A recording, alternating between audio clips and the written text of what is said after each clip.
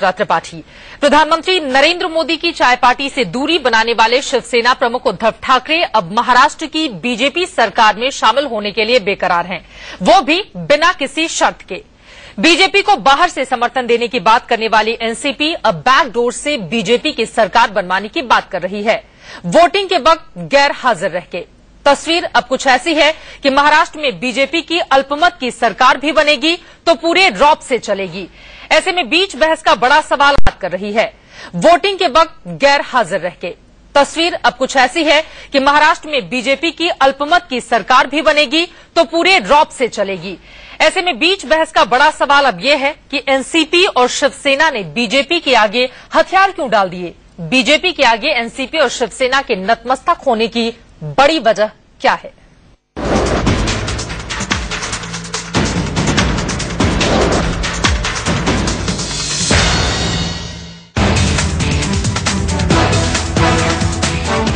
महाराष्ट्र में बीजेपी भले ही बहुमत से दूर हो, लेकिन उसके दोनों हाथों में शिवसेना और एनसीपी के नाम का लड्डू जरूर आ गया है।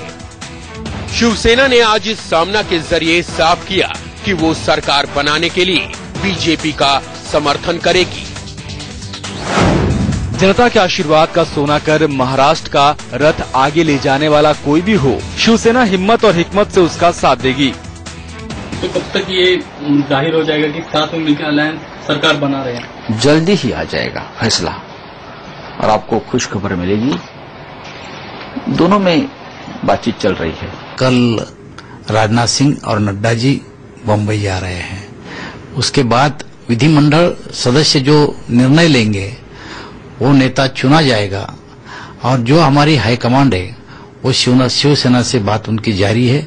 जल्दी कुछ पॉजिटिव उस चर्चा में से बाहर आएगा। हालांकि उद्धव ठाकरे ने अपने इस लेख के जरिए गडकरी को देवेंद्र फडणवीस से बेहतर मुख्यमंत्री बताते हुए बीजेपी में आपसी कलह को हवा जरूर दे दी। अनुभव और कार्यक्षमता का विचार करने पर आज की तारीख में गडकरी इस गुणवत्ता की कसौटी पर अव्वल हैं। गडकरी महाराष्ट्र को भली भांति जानते हैं, उनके पास विकास का विजन है। दूसरी तरफ फडणवीस को प्रत्यक्ष रूप से मंत्री पद का अनुभव नहीं है, राज्य का कारोबार उन्होंने कभी चलाया नहीं है, लेकिन जनता का दिया गया आशीर्वाद अनमोल है। वहीं एनसीपी अध्यक्ष शरद पवार ने एक अंग्रेजी अखबार को दिए इंटरव्यू में साफ किया कि एनसीपी न तो बीजेपी का समर्थन कर रही है और न ही विरोध। अगर विधानसभा में बहुमत परीक्षण की नौबत आती है तो एनसीपी वोट नहीं करेगी। अगर हम ऐसा नहीं करेंगे तो महाराष्ट्र में अगले 6 महीने के भीतर फिर चुनाव की नौबत आ जाएगी और एनसीपी ऐसा बिल्कुल नहीं चाहती। अगर अल्पमत की सरकार कोई महाराष्ट्र में बनती है और विधानसभा के पटल में बहुमत सिद्ध करने का कोई समय आता है तो हम एब्सटेन रह के उस सरकार को काम करने का मौका देंगे। हम अस्थिरता नहीं पैदा करना चाहते। हम नहीं चाहते कि दिल्ली जैसी परिस्थिति महाराष्ट्र में निर्माण हो। हम चाहते हैं कि जनता ने जो मैंडेट दिया है उसका आदर करें लोग। यानी एक तरह से एनसीपी बीजेपी को बाहर से समर्थन न करके भी बैकडोर से सरकार बनवाने में अहम योगदान देगी। कुल मिलाकर देखें तो बिना बहुमत के भी पूरे रौब में चलेगी बीजेपी सरकार। लेकिन बड़ा सवाल ये है कि महाराष्ट्र में बीजेपी के आगे शिवसेना और एनसीपी ने हथियार क्यों डाल दिए। मुख्यमंत्री पद को लेकर शिवसेना भले ही गडकरी के नाम को आगे उछाल रही हो, लेकिन सूत्र बता रहे हैं कि 28 अक्टूबर को होने वाली बीजेपी विधायक दल की बैठक में महाराष्ट्र बीजेपी के अध्यक्ष देवेंद्र फडणवीस के नाम पर अंतिम मुहर लग जाएगी। सूत्रों के मुताबिक बीजेपी ने 30 अक्टूबर को प्रधानमंत्री मोदी के कार्यक्रमों की व्यस्तता और 29 अक्टूबर की तारीख को अशुभ मानते हुए शपथ ग्रहण की अंतिम तारीख 31 अक्टूबर तय भी कर दी है। लेकिन ये दिलचस्प सवाल अब भी जस का तस है, क्या एनसीपी और शिवसेना ने बीजेपी के आगे घुटने टेक दिए हैं? मुंबई से मनीष अवस्थी के साथ ब्यूरो रिपोर्ट, इंडिया न्यूज। बहुमत से 22 कदम दूर रहने के बावजूद बीजेपी की बल्ले बल्ले है और शिवसेना एनसीपी ने घुटने क्यों टेक दिए हैं बीजेपी के सामने। इस मुद्दे पर बीच बहस की शुरुआत हम करेंगे। कई खास मेहमान हमारे साथ जुड़ चुके हैं, उनका परिचय आपसे करवा देती हूं। हमारे साथ प्रियंका चतुर्वेदी कांग्रेस पार्टी की स्पोक्सपर्सन मुंबई से जुड़ चुकी हैं। शाना एनसी बीजेपी की स्पोक्सपर्सन मुंबई से ही बनी हुई हैं। उदय प्रताप सिंह जी एनसीपी के बड़े नेता और स्पोक्सपर्सन मुंबई से हमारे साथ मौजूद हैं और रामकृपाल सिंह जी सीनियर जर्नलिस्ट हमारे साथ नोएडा स्टूडियो में इस वक्त जुड़ चुके हैं। पहला सवाल शाना एनसी जी आपसे ही है, बीजेपी के लिए तो दोनों हाथों में लड्डू, अल्पमत की सरकार चलेगी, वो भी पूरे रौब के साथ, ये स्थिति बन गई है अब। देखिए, मुझे लगता है कि हमारा लक्ष्य सिर्फ ये है कि महाराष्ट्र में एक स्थिर सरकार और एक प्रगतिशील सरकार को देना। और जहां हमने देखा है कि 15 वर्ष में इतने सारे मुद्दे पे प्रश्न चिन्ह उठते हैं, इंफ्रास्ट्रक्चर प्रोजेक्ट्स के कंप्लीशन, बेरोजगारी का मुद्दा, महिला की सुरक्षा, फार्मर सुसाइड्स, बहुत सारे ऐसे मुद्दे हैं। और आज मैं विश्वास के साथ कह सकती हूं कि जहां हम 46 MLAs थे, आज हम 123 तक पहुंच गए हैं। और जनता का जो प्यार मिला है और जो विश्वास मिला है, उसके साथ हम एक स्थिर सरकार की कोशिश करेंगे। जहां तक रही बात किसका समर्थन, क्यों, किसके साथ जाना, मुझे लगता है कि इसमें कोई जल्दबाज न करते हुए हाउस में हमें ये स्थापित करना है कि हम एक स्थिर सरकार है और बहुमत हमारे पास है, जो हम बिल्कुल कर पाएंगे। और हम उम्मीद करते हैं कि कल जब राजनाथ सिंह और नड्डा जी आए, कहाँ है? तो सवाल तो यही है समझदारी से जी बहुमत है कहाँ। और आपकी तो ये स्थिति है कि पार्टियां प्यार करने को इस कदर बेकरार नजर आ रही हैं कि दोनों ही शिवसेना और एनसीपी के बीच होड़ मची हुई है कि कौन किससे आगे बढ़कर बीजेपी को समर्थन देता है। ये सवाल आपको एनसीपी और शिवसेना को पूछना चाहिए।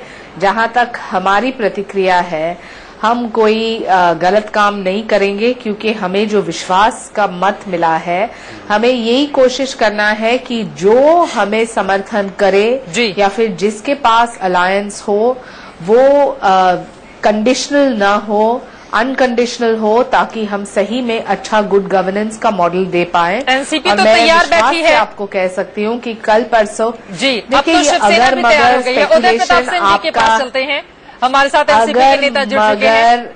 प्रश्न चिन्ह आप उठा सकते हैं। जहां तक हमारा ये सोच है, हम एक स्थिर सरकार दे पाएंगे और आप देखते जाए।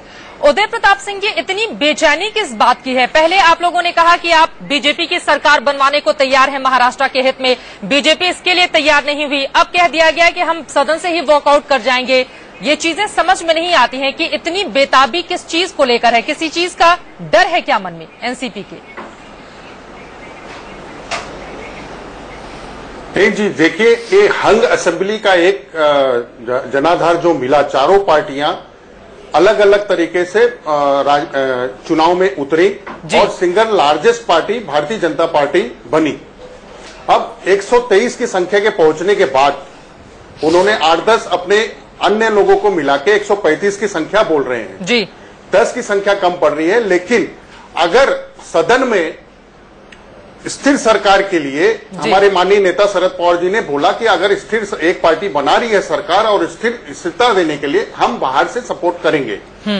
और पार्लियामेंट की जब बैठक हुई, उसमें यही हुआ कि हम न किसी को सपोर्ट करेंगे न विरोध करेंगे, बट एक अगर स्थिर सरकार बन रही है तो हम उसको अपना सपोर्ट दिए बगैर वॉकआउट करेंगे असेंबली से, जिससे संख्या की गणित एक स्थिर सरकार दे सके। बात तो एक ही हो गई ना, सामने से दीजिए, पर्दे के पीछे से दीजिए। प्रफुल्ल पटेल जी आ रहे हैं दिल्ली से जी। स्थिति तो यही है कि आप बीजेपी की सरकार बनवाने के लिए बेसब्र है, बेताब है, और ये बेचैनी मिला है कांग्रेस पार्टी के अंदर क्यों नहीं है? चुनाव में नहीं, इस चुनाव में जी देखिए, हमारे नेता ने सोचा इस चुनाव में चारों पार्टियां अलग अलग लड़ी। जो पहले की अलायंस थी बीजेपी शिवसेना या कांग्रेस एनसीपी, इसमें बहुत सारे चुनावों में मतभेद और मनभेद दोनों हुए, जो कि नहीं लगा कि चुनाव के रिजल्ट आने के बाद एक ही स्टेज पे आ सकते वापस अलायंस। उस वजह से पहला जो निर्णय हमारे नेता शरद पवार का था वह यही था। और कल वापस कार्यकारिणी की बैठक है, जिसमें दिल्ली से भी हमारे डीपी त्रिपाठी जी, प्रफुल्ल पटेल जी आ रहे हैं। आज भी बैठक चालू है, तो जो निर्णय लिया जाएगा वो कल फाइनल होगा। बार बार बातें तो सामने आ ही गई हैं। बीजेपी सरकार बनाए, आप सदन में ही मौजूद नहीं रहेंगे, अल्पमत की सरकार चलाए। प्रियंका चतुर्वेदी जी आपकी बातों पर हंस रही थी। प्रियंका जी, सवाल यही है, अगर एनसीपी का इतना अच्छा मंसूबा है कि महाराष्ट्र को वो चुनावों में धकेलना नहीं चाहती है और चाहती है बीजेपी की मजबूत सरकार बने, तो कांग्रेस भी इसके लिए हामी भर दे, दिक्कत क्या है?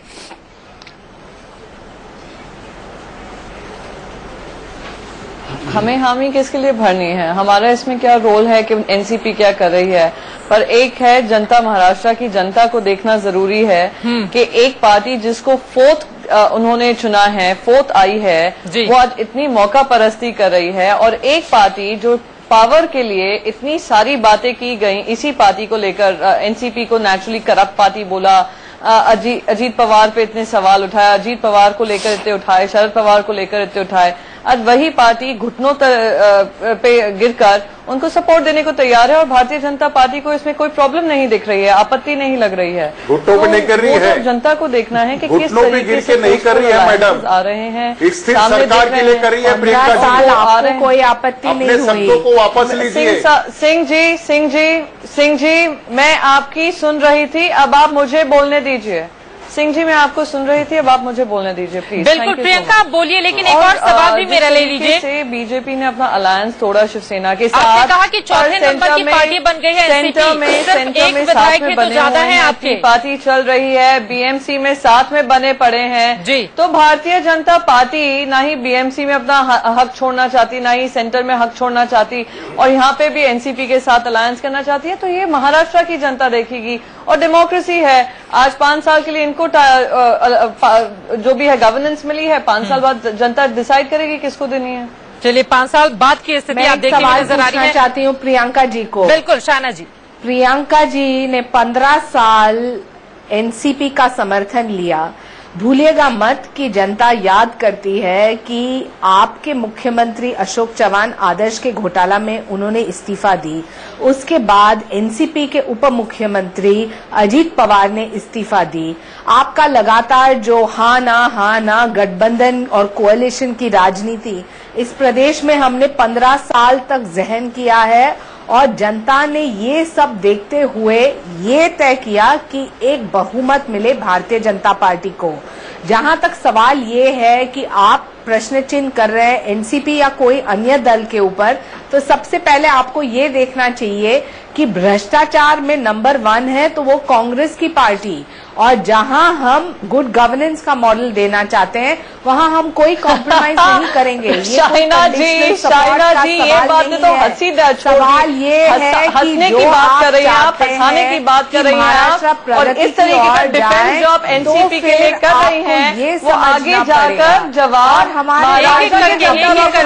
बिल्कुल हमें जवाब इसलिए से नंबर पे है। और जिस तरीके का जवाब अब आप दे रही हैं एनसीपी को डिफेंड करने के लिए, जो आप भूलने को तैयार हैं कि कितने करोड़ों के स्कैम के इल्जाम आपने लगाए थे, जो आप भूलने को तैयार हैं कि आपने उन लोगों को टिकट दी जिनका आप करप्शन के चार्जेस लगाते थे, और आज आप वही भारतीय जनता पार्टी है जो पावर के पीछे आज एनसीपी को डिफेंड कर रही है। इस टेलीविजन चैनल को बीत गए, जी हाँ, हमने 3 टर्म दिए,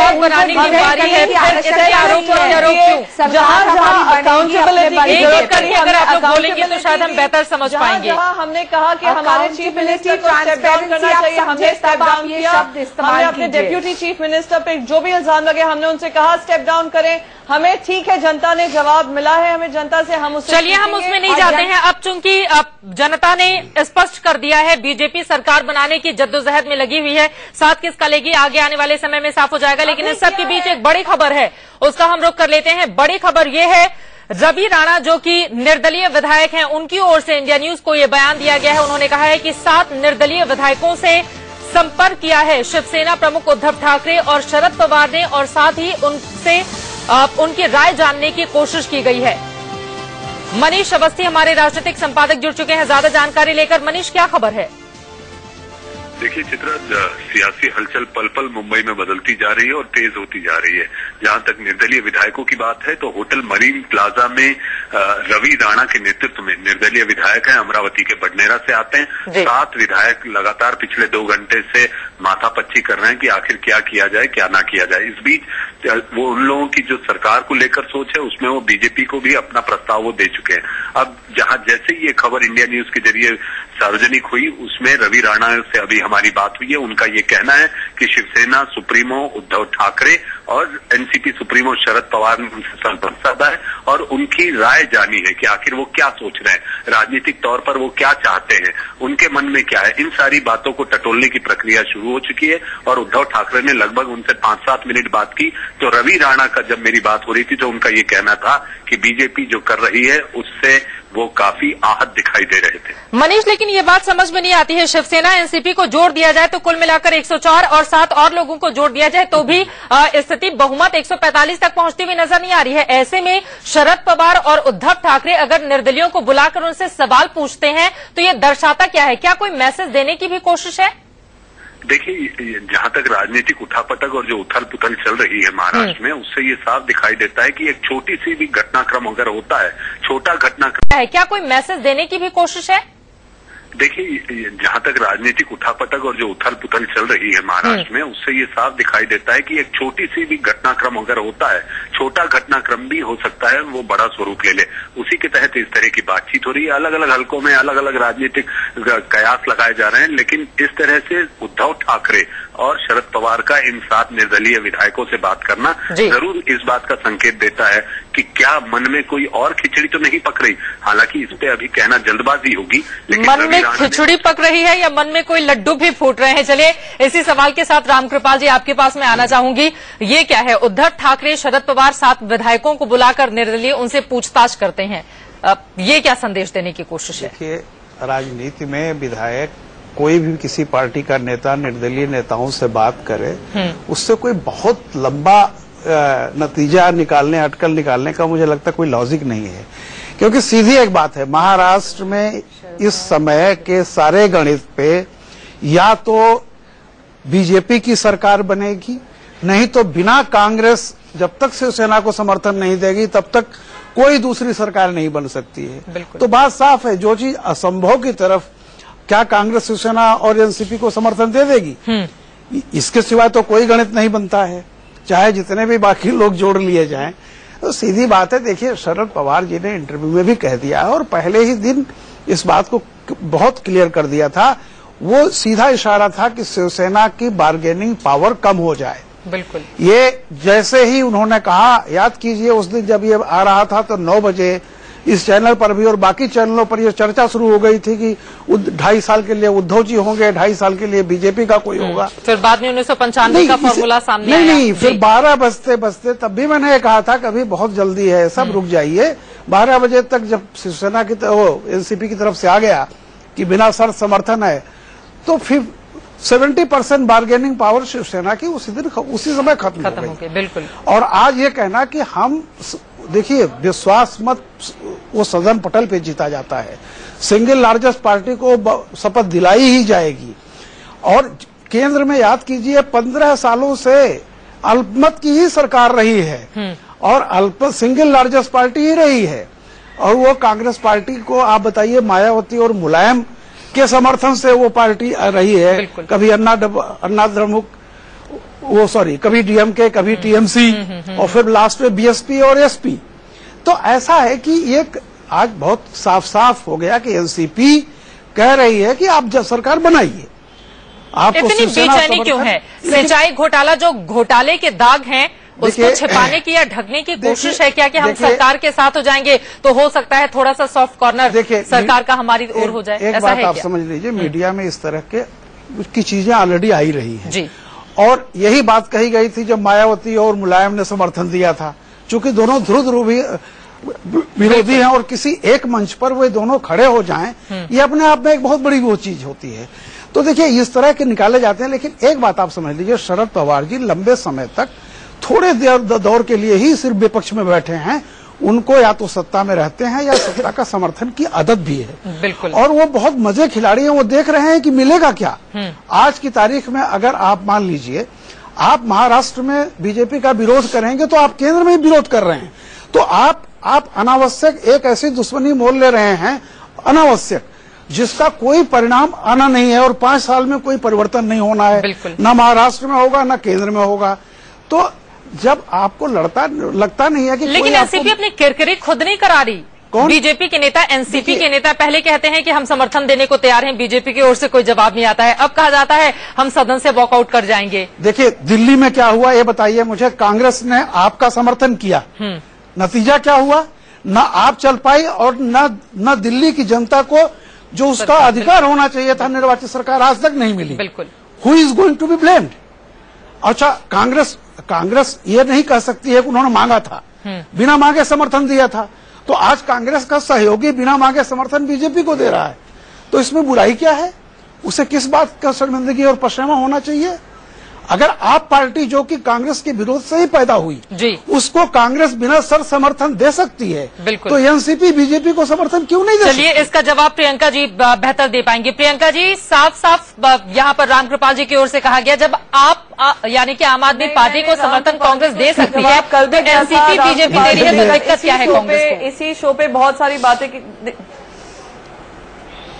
नहीं, रामकृपाल जी से मेरा इस चर्चा पे बहस कल भी हुई थी इसी बात को लेकर। जिस तरीके से रामकृपाल जी इतने सवाल उठाते हैं कांग्रेस को लेकर, या कांग्रेस का समर्थन हमने आम आदमी पार्टी को तभी दिया था जब बीजेपी जो सिंगल लार्जेस्ट पार्टी थी उसने सरकार बनाने से मना किया था।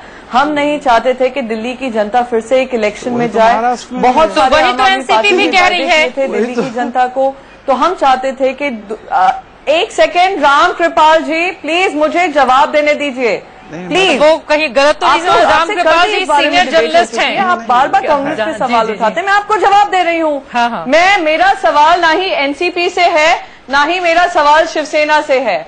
मेरा सवाल नैतिकता पे भारतीय जनता पार्टी से था, और अगर रामकृपाल जी उनके बिहाफ पे मुझे जवाब दे दें तो मैं उनकी जवाब भी सुन लूं। पर मैंने बस आपको आम आदमी पार्टी को किस रीजन से हमने समर्थन दिया था बता दिया है। आम आदमी पार्टी अपने रिस्पॉन्सिबिलिटी से भागी थी, उसमें कांग्रेस का कोई लेना देना नहीं था। हम जानते थे जो भी बड़े बड़े वायदे किए थे वो पॉसिबल नहीं है, इसलिए वो वहां से भागे थे। तो हम बस ये कहना चाह रहे हैं, और आज आम आदमी पार्टी स्टैंड्स एक्सपोज्ड इन दिल्ली।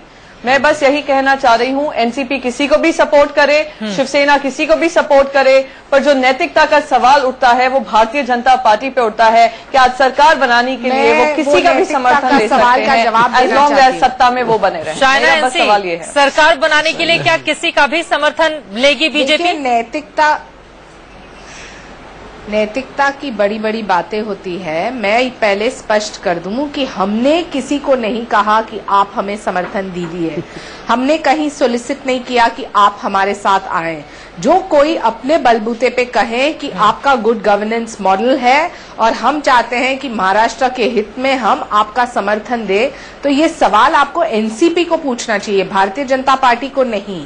जहां तक हमारी भूमिका है, हमने स्पष्ट रूप से कहा है कि हमारे पार्लियामेंट्री बोर्ड केंद्र के नेतृत्व, प्रदेश के नेतृत्व के साथ तय करेगी कि हमारी रणनीति क्या है, किसके साथ जाना चाहिए, किसका समर्थन लेना चाहिए और क्या है महाराष्ट्र के हित में। जहां तक सवाल है अनुशासन का, मैं आपको बता दूं, we are a very discipline cadre, जहां हमारे हर एक कार्यकर्ता स्वीकार करेंगे जो भी आदेश आए।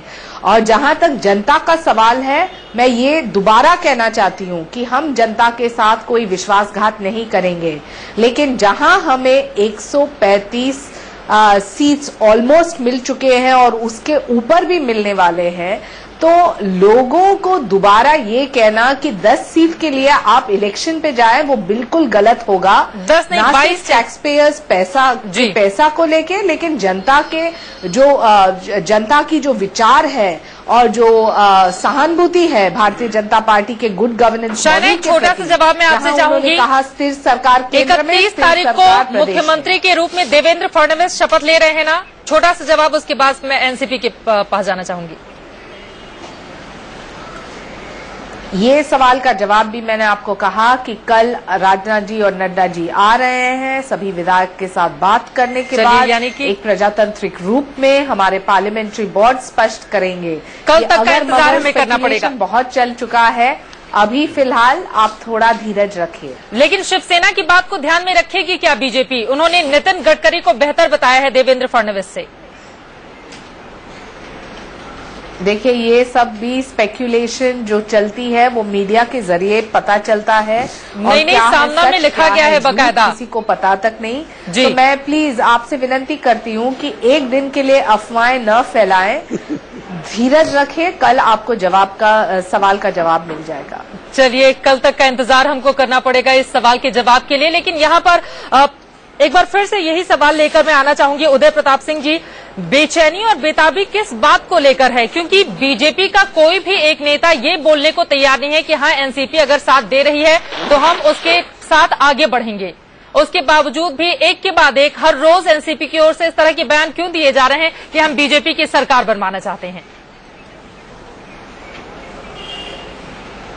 नहीं, एनसीपी बयान नहीं देती है, उनसे पूछा जाता है और हमारा वही तथ्य था कि एक स्थिर सरकार महाराष्ट्र में बने और 6 महीने के अंदर फिर से जनता पे चुनाव का बोझ लादने के विरोध में हमारे नेता शरद पवार जी थे जी। उस वजह से उन्होंने बिना शर्त समर्थन कहिए या उन्होंने बोला जो सिंगल लार्जेस्ट पार्टी है उसके ना हम विरोध में जाएंगे ना उसके सपोर्ट में जाएंगे किसी के। अगर संख्या की गणित में वो फेल होते हैं, 135 तक पहुंचे, तो हम सदन के बाहर रहेंगे। उदय प्रताप सिंह जी, राजनीति में दरअसल इतने मासूम जवाब नहीं होते हैं, महाराष्ट्र की जनता भी जानती है। आप चारों लोगों का हमारे साथ जुड़ने के लिए बहुत शुक्रिया। कल तक का इंतजार करना होगा, अगला मुख्यमंत्री महाराष्ट्र का कौन होगा। कल जब बैठक होगी विधायक दल की, ये साफ हो जाएगी। लेकिन महाराष्ट्र की राजनीति किस दिशा में आगे बढ़ेगी, बीजेपी का साथ कौन देगा, किसके साथ बीजेपी चलेगी, इसके